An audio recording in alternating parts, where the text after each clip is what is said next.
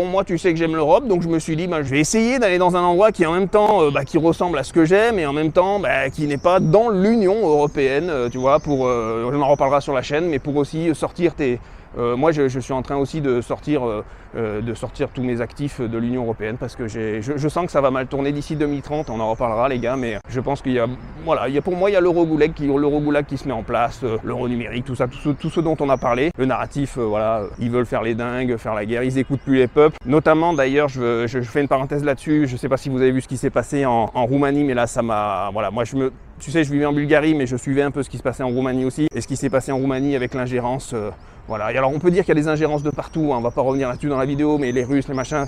D'ailleurs, là où je suis aussi, tu vas découvrir, c'est un pays aussi où il y a de l'ingérence des deux côtés, hein. C'est normal, il y a de la propagande des deux côtés. Malgré qu'il y en a qui pensent qu'il y a les gentils, les méchants, moi, chacun son avis, mon vieux. Tu commences à me faire chier, je reprends les vidéos, tu m'emmerdes. Putain, merde, essaye de te détendre un peu, il fait bon, là, on est bien, l'été reprend, tu vois, je me suis décaloté le sgeg ce matin, tout va bien. Bon, mon cochon, je vais me calmer, j'ai pas envie d'être agressif, je me suis bien fumier, ok ?